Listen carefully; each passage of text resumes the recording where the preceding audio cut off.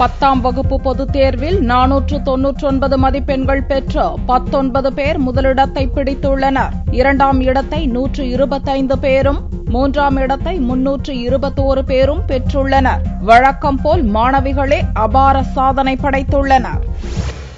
10ஆம் வகுப்பு அரசு பொதுத் தேர்வு முடிவுகளை பள்ளிக் கல்வித்துறை இயக்குநர் தேவராஜன் வெள்ளியன்று காலை 10 மணி அளவில் வெளியிட்டார். தொடர்ந்து செய்தியாளர்களை சந்தித்த தேவராஜன் 10ஆம் வகுப்பு தேர்வில் 499 மதிப்பெண்கள் எடுத்து 19 பேர் முதலிடம் பிடித்துள்ளதாகவும் இதில் 18 பேர் மாணவிகள் என்றும் ஒருவர் மாணவர் என்றும் கூறினார். 498 மதிப்பெண்கள் பெற்று 125 பேர் 2ஆம் இடத்தை பிடித்துள்ளனர். இதில் 101 பேர் மாணவிகள், 24 பேர் மாணவர்கள். 497 மதிப்பெண்கள் எடுத்து 321 பேர் 3ஆம் இடம் பெற்றுள்ளனர். இதில் 246 பேர் மாணவிகள், 75 பேர் மாணவர்கள் ஆவர். பிறமொழி பாடத்தில் 3 பேர் 500க்கு 500 மதிப்பெண்கள் பெற்றுள்ளனர் என்றும் தேவராஜன் கூறினார்.